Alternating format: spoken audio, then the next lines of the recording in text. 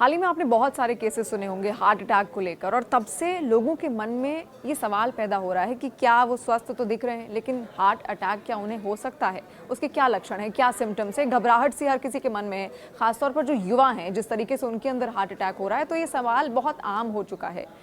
इसी पर हम तमाम जवाब यहाँ पर जानेंगे, और डॉक्टर चिन्मय गुप्ता इस वक्त हमारे साथ हैं, कार्डियोलॉजिस्ट हैं। सबसे पहला सवाल यही डॉक्टर चिन्मय गुप्ता, हम सब बहुत खुद को स्वस्थ समझते हैं, जिम जाते हैं, एक्सरसाइज करते हैं, कितने चांसेस हैं उस स्वस्थ शरीर के अंदर भी हार्ट अटैक होने के? देखिए, मैं डॉक्टर चिन्मय गुप्ता हूँ। मुझे करीब 10 साल हो गए हैं क्लिनिकल प्रैक्टिस में एज़ कार्डियोलॉजी। तो मैं ये बताना चाहता हूँ, देखिए आजकल जो माहौल चल रहा है, जो यंग लोग हैं specially between the age group of 25 and 40, जिनको पहले कभी हार्ट अटैक की दिल का दौरा पड़ने की बीमारी पहले ना के बराबर होती थी। मतलब आज से अगर आप 5 साल 10 साल पहले चले जाएँ, 15 साल पहले चले जाएँ, तो वो बहुत कम मात्रा में होती थी।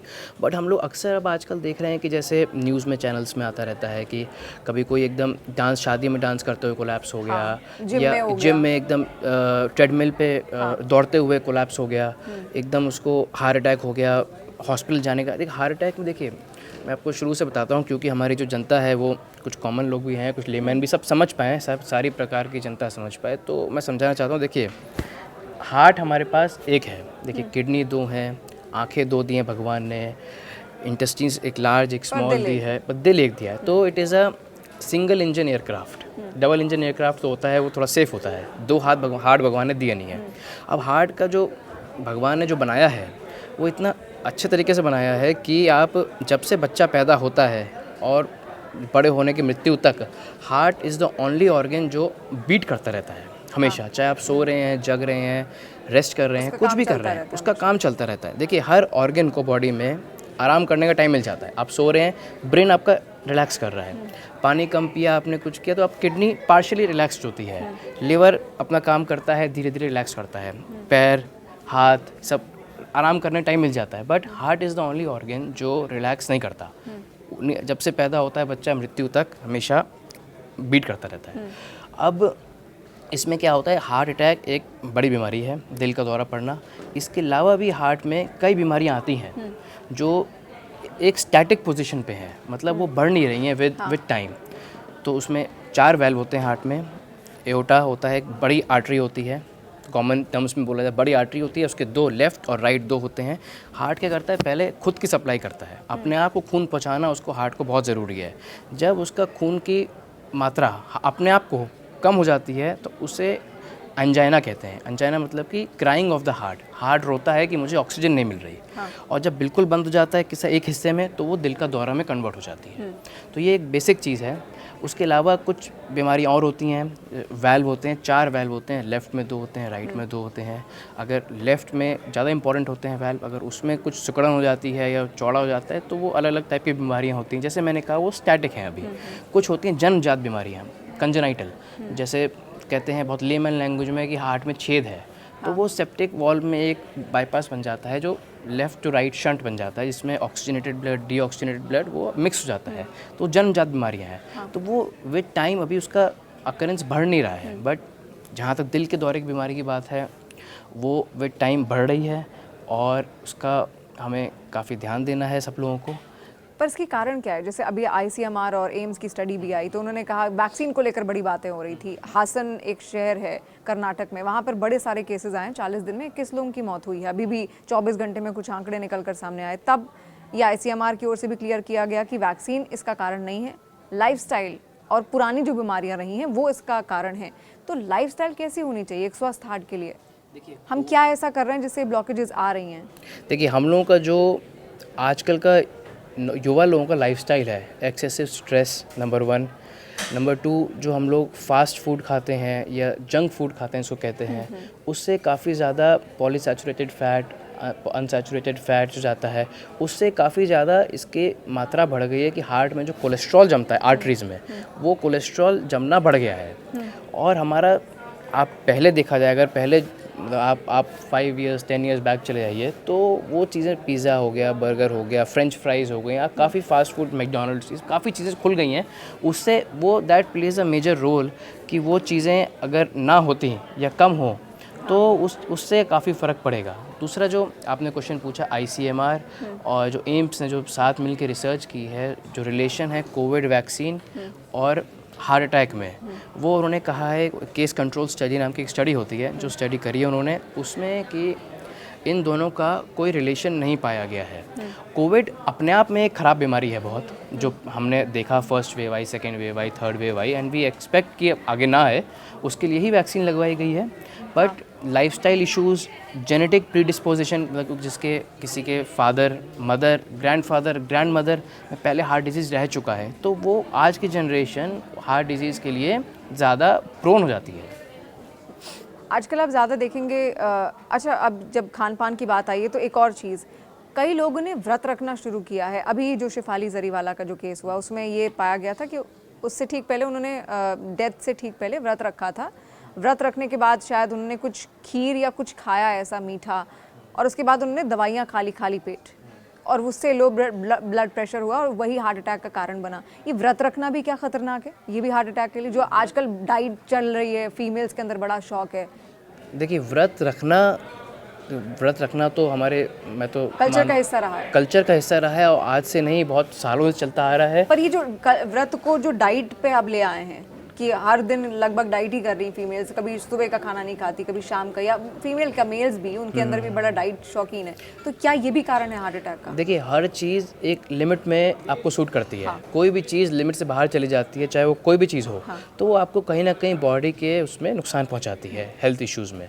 तो अब देखिए, जैसे इनका मैंने न्यूज़ में काफ़ी देख रहा था, शेफाली, क्या नाम है, जरीवाला जी का, तो इनका क्या था कि she was having some anti ageing injections. Exactly. तो जैसा मुझे सुनने में आया, पढ़ने में आया, she was having some anti ageing injections, वो साथ साथ उन्होंने इंजेक्शन भी ले लिया और साथ में खाना भी नहीं खाया। देखिए, खाना खाना इज़ वेरी इंपॉर्टेंट। खाली पेट दवाई कभी कोई रिकमेंड नहीं करते हैं। खाली पेट अगर दवाई लेंगे तो हम कहते हैं उसके जस्ट बाद आप नाश्ता कर लीजिए, लंच ले लीजिए, डिनर ले लीजिए। खाली पेट दवाई, first we have to take the medicine, दवाई लें खाली पेट, लेकिन उसके जस्ट बाद खाना खा लें। हाँ। ये है बेसिक रूल। लेकिन अब उन्होंने उस समय कितनी देर से फास्टिंग थी, वो कितनी देर से उन्होंने कब से खाना नहीं खाया था और क्या खाया था, वी डोंट नो। तो हो सकता है उनका कुछ शुगर लो हुआ हो, हाइपोग्लाइसीमिया हुआ हो, और पहले से ये भी हो सकता है कि उनको थोड़ा बहुत आर्टरी में 10, 20, 30, 40% प्लैकिंग रही हो। हाँ। वो जो बढ़ गई। हाँ। और we don't know what kind of injections, कौन सी दवाई वो ले रही थी एंटी एजिंग के लिए। हाँ। तो वो चीज़ें, मुझे तो लगता है कि वो एक मेजर फैक्टर रहा होगा उनके इस हार्ट अटैक के इसमें।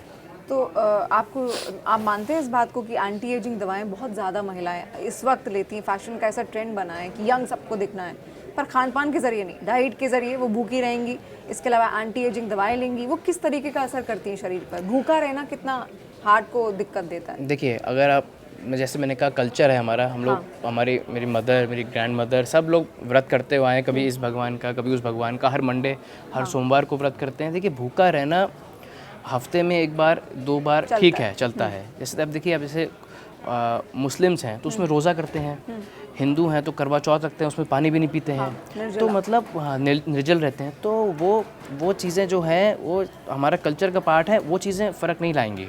वो चीज़ें बल्कि एक खाली पेट रहता है, पेट खाली रहता है तो अच्छे हार्मोन्स आपके एलिवेट होते हैं बॉडी में, जिसकी वजह से आपकी लॉन्गेविटी बढ़ती है। लेकिन वो एक रेगुलर लेवल पे ठीक है, नॉट कि आप एवरी 7 दिन में से 5 दिन आप अपना बिल्कुल कुछ खा नहीं रहे हैं या बहुत स्ट्रिक्ट डाइट पे हैं, और फिर उसके साथ साथ आप कुछ एंटी एजिंग दवाइयाँ हो गई, कुछ और भी ले रहे हैं, तो वो चीज़ एक रिस्क फैक्टर बन जाता है किसी भी चीज़ के लिए। हाँ। युवाओं में बहुत ज़्यादा कॉमन आजकल डॉक्टर हार्ट अटैक देखा जा रहा है। ख़ासतौर पर मुझे उनके केसेस आप समझाइए। उन युवाओं को मुझे लगता है शायद वो समझना भी चाहते होंगे जो स्मोक बहुत करते हैं, आदत नहीं छूट पा रही है, अल्कोहल का कंजम्पशन बहुत ज़्यादा है, उनके हार्ट पर क्या असर पड़ रहा है? अभी तो शायद उनको सिम्टम्स नहीं दिख रहे, बाद में किस तरीके के सिम्टम्स दिखेंगे? देखिए, जैसे मैंने कहा, किसी भी चीज़ की लत लग जाना, कोई भी चीज़ लिमिट में ठीक रहती है। स्मोकिंग, और मैं नहीं कहता स्मोकिंग और अल्कोहल लिमिट में भी अच्छी नहीं है। हाँ। तो जिनको लत लग जाती है, आदत हो जाती है स्मोकिंग, एक्सेसिव, जिसको चेन स्मोकर कहते हैं, 15-20 सिगरेट या बीड़ी ले रहे हैं। हाँ। तो वो चीज़ें क्या करती है, बीड़ी, उसमें होता है टोबैको क्या करता है, आर्टरी, अगर हार्ट की आर्टरी बहुत पतली होती है, हाँ। 2 mm, 2.5 mm, 3 mm, वो आर्टरी अगर सिकुड़ जाती है, वेजो कंस्ट्रक्शन कहते हैं इसको वर्ड, हाँ। वेजो कंस्ट्रक्शन हो जाता है, बीड़ी या सिगरेट पीने से। हाँ। तो विद टाइम, जैसे आप 20 साल की उम्र पे, कोई 25 साल की उम्र पे सिगरेट पी रहा है या बीड़ी पी रहा है, तो उससे उसको भी फ़र्क नज़र नहीं आएगा। हाँ। नज़र आएगा आगे जाके व्हेन ही विल बी 40, 45, 50, तब उसको फ़र्क पड़ेगा। आर्टरीज में ब्लॉकेज होना जल्दी शुरू हो जाएगा। साथ साथ लंग्स तो इफ़ेक्ट होती ही होती हैं उसमें साथ साथ, जहाँ से आपका धुआं जा रहा है, टोबैको एब्जॉर्ब हो रहा है। सेम विद अल्कोहल, अल्कोहल भी ऐसी चीज़ है। अल्कोहल से आपका लिवर प्राइमरीली इफ़ेक्ट होगा, हार्ट इफ़ेक्ट होगा। तो मतलब ये सब डीजनरेशन लाती हैं बॉडी में। इसके अलावा महिलाएं जो कॉस्मेटिक आजकल बहुत ज़्यादा यूज़ कर रही हैं, इससे पहले आपने एंटी एजिंग दवाओं का भी जिक्र यहाँ पर किया। जैसे आमतौर पर बहुत ज़्यादा मेकअप वो यूज़ करती हैं, किसी भी तरीके के इंजेक्शंस अगर वो ले रही हैं, अभी उनको भी नहीं ये असर दिख रहा होगा। बाद में क्या इस तरीके के सिम्टम्स उनके अंदर दिख सकते हैं? क्योंकि अभी ट्रेंड चला है एंटी एजिंग का, कि शायद कोई समझ नहीं पा रहा। शिफाली जरीवाला का जो केस हुआ उसके बाद ही चीज़ें उभर कर सामने आई कि इन चीज़ों की वजह से भी हार्ट अटैक हो सकता है। तो कितनी दिक्कत है एंटी एजिंग दवाएँ या फिर एंटी एजिंग कॉस्मेटिक्स लेने से?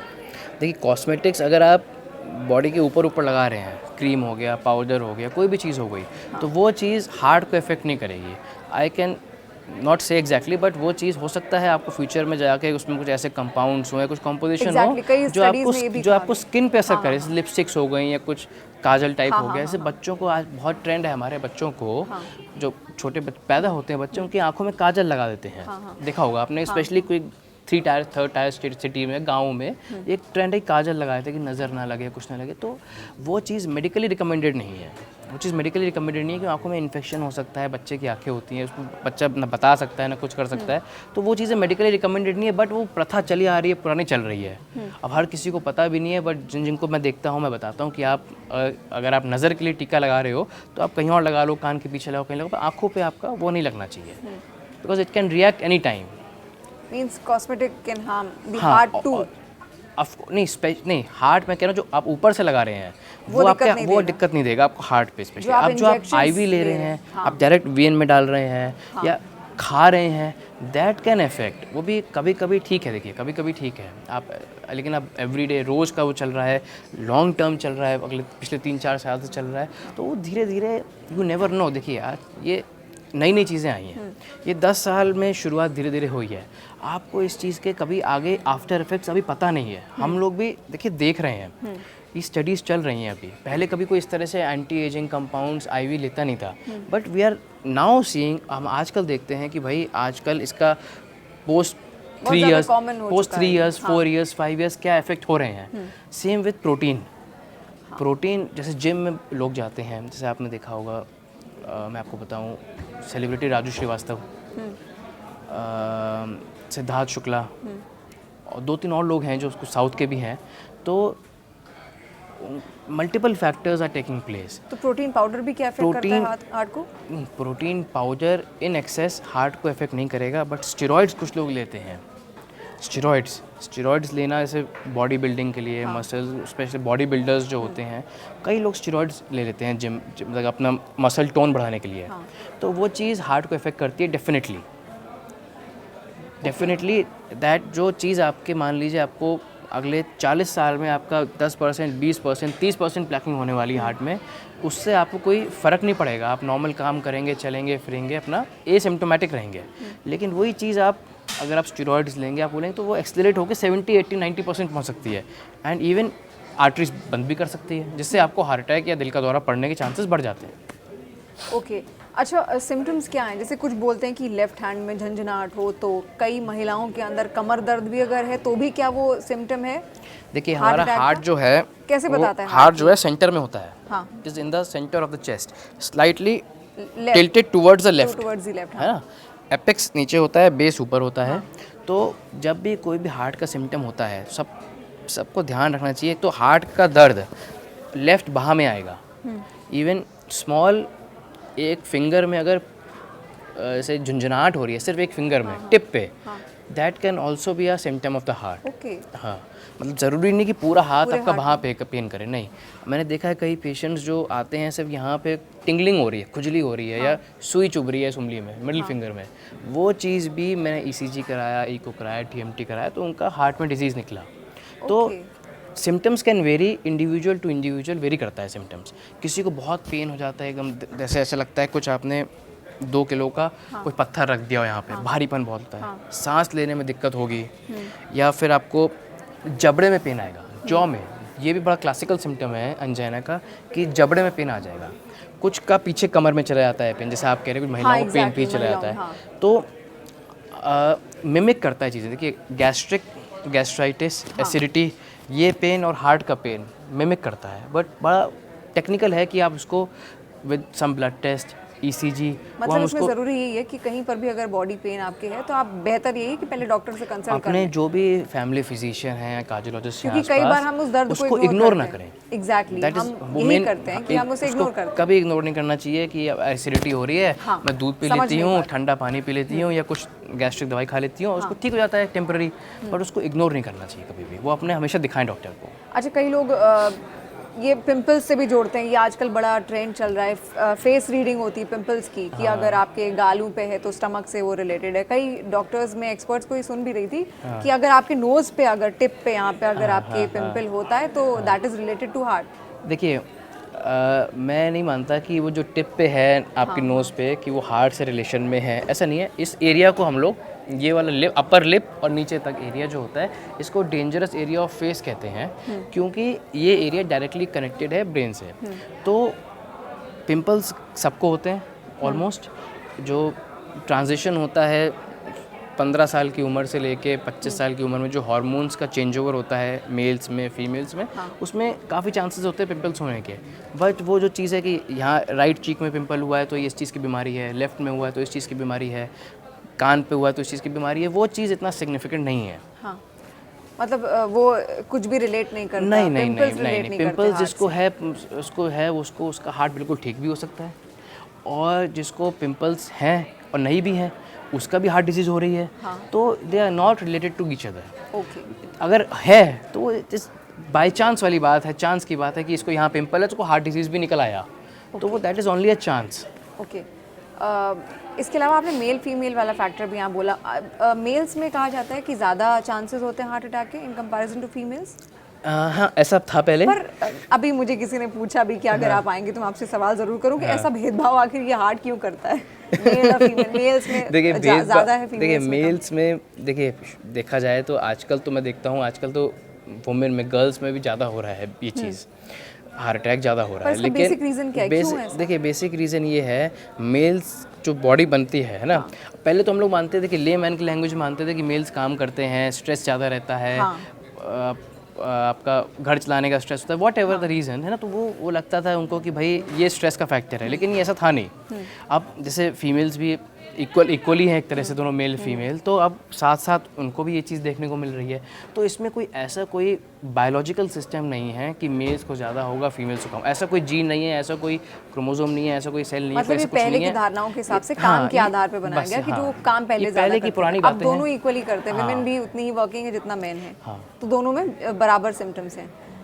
इसके अलावा लाइफस्टाइल, अब किस लाइफस्टाइल की यहाँ बात होती है? आप बाहर जाएंगे, आप अगर बहुत ज़्यादा बड़े शहरों में रहते हैं तो पोल्यूशन वहाँ पे बहुत नॉर्मल है, तो बचे कैसे इस पोल्यूशन से? ये भी एक रीज़न है, ये कैसे एक फैक्टर है हार्ट का? मैं आपसे पूछना चाहूँगी हार्ट अटैक का।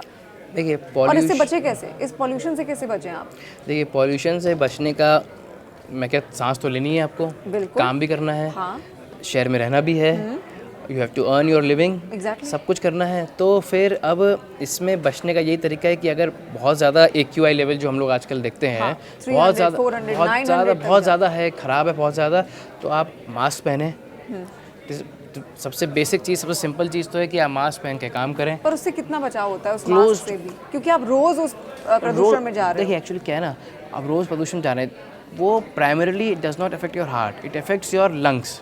आप सांस ले रहे हैं, सांस आपके लंग्स में जा रही है ना, लंग फेफड़ों में जा रहा है आपका, एयर तो फेफड़ों में जा रही है ना, वो क्रॉनिकली अफेक्ट करेगा आपके लंग्स को। ब्रीदिंग इश्यूज़ होते हैं, एस्थमा, इसको प्री डिस्पोजिशन एस्थमा का है, वो चीज़ हो सकती है, COPD, कई बीमारियां होती हैं जो लंग्स की, जो उससे बढ़ जाती हैं। हायर लेवल कैंसर्स हो गए लंग्स के, तो वो चीज़ें काफ़ी, पोल्यूशन देखिए अभी 20-25 साल से पॉल्यूशन बढ़ा हुआ है, तो आगे हम लोग को देखने, जैसे जैसे एज प्रोग्रेस कर रही है, लोगों के देखने को मिलेगा कि क्या किस तरह से रिएक्ट कर रहे हैं। हार्ट पे इफेक्ट ये होता है, देखिए ऐसे जैसे आपने एक सिंगर, के सिंगर थे के आपने सुना होगा, स्टेज शो कर रहे थे, एंड स्टेज शो में उनको एकदम सफोकेटेड फील हुआ, पसीना पसीना थे, स्टेज शो में थे, गाना वाना गा रहे थे, तो एकदम he was surrounded by lot of public कहेंगे क्या, फ़ैन फॉलोइंग कहेंगे, फ़ोटो सेल्फी के लिए, तो ही फेल्ट सफोकेटेड। तो उस समय जब वो बाहर जाते जाते आई थिंक ये कोलैप्स्ड और शायद हॉस्पिटल भी नहीं पहुंच पाया, ऐसा कुछ हुआ था, पुरानी बात हो गई। तो फिर देखिए अब वो उस चीज़ को पॉल्यूशन से लिंक नहीं है, बट जब किसी को कोई एंजाइना हो रहा होता है, कोई अनकंफर्टेबल फीलिंग हो रही होती है, तो उसका ऑक्सीजन का high flow is very necessary. अब वो उसमें कई बातें थी कि वो ऑडिटोरियम क्लोज था, AC was not working properly, what ever the reason, तो वो चीज़ें हम लोग को ध्यान रखनी चाहिए कि जब भी किसी को इस तरह कोई सिम्टम हो या कुछ हो, तो कम से कम उसको इतना आसपास लोग घेरा बना लेते हैं, देखने लग जाते हैं, वीडियो फिल्म करने, वो ना करें। जो मेडिकल डॉक्टर है, जो है एम्बुलेंस का, आप करें और डायरेक्टली उसको हॉस्पिटल ले जाने की तैयारी करें। अच्छा, एक और बात है, जिसको कभी भी हार्ट अटैक होता है, 50% of patients do not reach the hospital पहुंच ही नहीं पाते, वो उससे पहले ही उनकी डेथ हो जाती है। एंड जो पहुंच जाते हैं, दे आर वेरी लकी। उनको ठीक हो ना हो, बचे ना बचें, उनको एंजियोग्राफी हो, स्टेंट लगे ना लगे, वो सब अलग चीज़ है, बट पहुंच जाए, क्योंकि हार्ट अटैक आपको वक्त ही नहीं देता कि आप हॉस्पिटल तक पहुंच पाओ। देखिए हार्ट अटैक क्या करता है, हार्ट कांस्टेंट पंप कर रहा है, हाँ। ब्रेन को सप्लाई चाहिए। ब्रेन अगर 30 सेकंड में सप्लाई, 30 सेकंड के लिए सप्लाई बंद हो गई ब्रेन की अगर, तो आप बेहोश हो जाएंगे। 3 मिनट के लिए हो गई अगर सप्लाई ब्रेन की बंद, तो आपका इरिवर्सिबल डैमेज ब्रेन का शुरू हो जाएगा। जैसे देखिए, जैसे कभी कोई देखते हैं हम लोग पेशेंट को, किसी को एक्सीडेंट हुआ है, किसी को कुछ हुआ, कोई बीमारी है ब्रेन की, तो उसको ब्रेन काम करना बंद हो गया, तो उसे हम ब्रेन डेड कहेंगे। हार्ट काम कर रहा है, उसको ब्रेन डेड घोषित करते हैं पेशेंट को। तो ब्रेन भी एक सेंसिटिव ऑर्गन है जिसको कांस्टेंट ऑक्सीजन की सप्लाई चाहिए होती है। तो हार्ट अटैक वही है। हार्ट अटैक अगर आप हार्ट को रिवाइव कर लो, आफ्टर 15 मिनट्स 20 मिनट्स आपने डीसी शॉक दे के, मेडिसिन लगा के, IV ड्रग्स लगा के हार्ट रिवाइव हो गया, दैट डज नॉट मीन कि ब्रेन भी रिवाइव हो जाएगा, क्योंकि तब तक ब्रेन को नुकसान पहुंच जाएगा। अब वो उसका टाइम बहुत कम होता है, 3 to 4 मिनट्स। ओके। अच्छा, बहुत डॉक्टर चिन्मय, बहुत छोटे बच्चों के अंदर भी देखा गया हार्ट अटैक के केसेस, उनके अंदर भी आ रहे हैं। अभी स्कूल में एक बच्ची थी, वो बेंच पे बैठी हुई थी और वहीं पे कोलैप्स कर गई। शायद 6 या 7 साल उसकी उम्र थी, या 8 या 9 साल। तो बच्चों के अंदर, युवाओं के अंदर तो है ही। हमने आज का जो टाइटल बनाया कि युवाओं का दिल क्यों कमज़ोर हो रहा है, आपने समझाया भी, बहुत कारण है। बच्चों के अंदर क्यों ये सिम्टम्स आ रहे हैं? देखिए, बच्चों के अंदर जो आप ये हार्ट अटैक वाली बात कर रहे हैं, इसको हार्ट अटैक ना कहे, कार्डियक अरेस्ट कहिए। कार्डियक अरेस्ट मतलब ये होता है हार्ट नॉर्मल चल रहा है, वो एकदम फड़फड़ाया और बंद हो गया। वो उसके रीजंस अलग होते हैं। उसका ज़रूरी नहीं है कि वो एथेरोस्क्लेरोसिस हुआ, कोलेस्ट्रॉल जम गया आर्टरीज़ में, प्लैकिंग हो गई, आर्टरी बंद हो गई, वो नहीं है।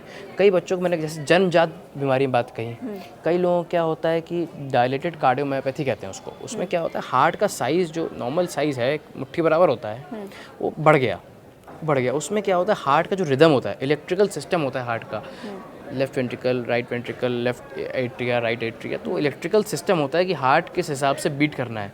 जब आप सो रहे हैं तो आपके हार्ट की गति कम हो जाती है, आप एक्सरसाइज कर रहे हैं या आप कोई स्ट्रेस में है, कोई एंग्जाइटी में, तो हार्ट बढ़ जाता है। वो इलेक्ट्रिकल सिस्टम है हार्ट का। अगर उसमें भी कोई बीमारी आ जाती है इलेक्ट्रिकल सिस्टम कंडक्शन में, हार्ट का चैम्बर डायलेट हो गया, मतलब साइज़ जो नॉर्मल साइज़ होता है वो बढ़ गया, छोटा हो गया, तो उस चीज़ से भी हार्ट में एकदम फड़फड़ाया, एकदम, उसको फिब्रिलेशन कहते हैं, VT कहते हैं, वेंट्रिकुलर टाइकार्डिया, वो तो टेक्निकल टर्म्स हैं, लेकिन फड़फड़ाया और बंद हो गया, वो कार्डियक अरेस्ट होता है। वो ज़रूरी नहीं है वो चीज़ें कि आपकी हार्ट की आर्टरी प्लैकिंग की वजह से हुआ। बच्चों में उनकी अलग बीमारी भी हो सकती है, मतलब कोई पुरानी हिस्ट्री उनकी रही हो, कोई पुरानी हिस्ट्री रही हो, कोई फादर मदर में रही हो, भाइयों बहनों में रही हो, कोई भी चीज़ रही हो इस तरह से, तो वो फ़र्क पड़ता है। अच्छा, अब बहुत सारे लोग अगर बीमार हैं, वो सुनते भी इन सब बातों को कि हार्ट अटैक्स हो रहा है, तो वो हार्ट डिटॉक्स ड्रिंक्स बनाने शुरू करते हैं। ऐसी कोई ड्रिंक है जिससे हार्ट डिटॉक्स हो सकता है, या क्या खाएं ऐसे, कोई फ्रूट्स, वेजिटेबल्स ऐसे? देखिए, मैं तो कहूँगा फ्रूट्स, वेजिटेबल्स, ये सब खाने से, देखिए घर का खाएं। हाँ। तो इससे हार्ट की बीमारियां, जो कोलेस्ट्रॉल जमता है वो कम होता है, उसका प्रोग्रेशन कम होता है उसका। और उसमें मैंने ऐसे कहा फास्ट फूड, तो ये चीज़ें जो हैं, जो जैसे ऑयल होता है, हाँ, ऑयल, जैसे आप कहीं बाहर खाना खाना चाहेंगे तो कढ़ाई में ऑयल रखा हुआ है, वो बार बार रीहीट होके शाम से लेके सुबह से लेके रीहीट होके, तो उसके जो सारे गंदे पदार्थ हैं वो ऊपर आ जाते हैं। हाँ। वो बहुत नुकसान पहुंचाते हैं हार्ट को। अब वो चीज़ घर में, मैं सोचता हूँ कि घर में काफ़ी कम होती है, क्योंकि घर में हमारी चीज़ें कंट्रोल में हैं, तो हम लोग इन चीज़ों को ध्यान दे सकते हैं। ओके, कुछ ऐसे फ्रूट्स, जैसे फ्रूट्स को लेकर भी है कि आप सुबह ना खाएं, शाम को खाएं, वो शुगर लेवल्स आपके बॉडी में बढ़ा सकता है, वो हार्ट इफेक्ट कर सकता है, ऐसा भी कुछ है? फ्रूट्स कब लेना चाहिए, कोई टाइम? फ्रूट्स ऐसा मैं तो कहूँगा कि फ्रूट्स शाम को जो इवनिंग टाइम होता है बिटवीन 5 to 7 प्री डिनर आप वो लीजिए, फ्रूट्स लीजिए उसमें। इवन आप मॉर्निंग में भी फ्रूट्स ले सकते हैं। ऐसा कहीं कोई स्टडी नहीं है कि आप मॉर्निंग में फ्रूट्स लोगे तो आपके शुगर बढ़ जाएगी। अगर आप डायबिटीज़ के पेशेंट हैं या अगर आप हाइपरटेंशन के पेशेंट हैं तो आपको दवाई लेनी है। आपको डायबिटीज़ कंट्रोल में रखनी है, आपको वेट लॉस करना है, आपको अपना कोलेस्ट्रॉल लेवल बिल्कुल अपने रेंज में रखना है। आपको खाना जो है, आप जो मिठाइयाँ खा रहे हैं वो कर रहे हैं, उसका कंजम्पशन कम करना है। तो एक्चुअली क्या है, diabetes also leads to heart risk. Diabetes जो होती है टाइप 2 डायबिटीज़, वो मेजर रोल प्ले करती है आगे जाके कार्डियोवैस्कुलर डिजीज़ मतलब हार्ट की बीमारियों में। तो किसी को भी डायबिटीज़ है तो आपका उसका HbA1c लेवल 6.5 से कम रखें, 6.5 से कम रखें। अपना वेट नॉर्मल लेवल में रखें। तो जैसे कि आगे जाके आपको हार्ट की बीमारियां होने के चांसेस कम हो जाएं।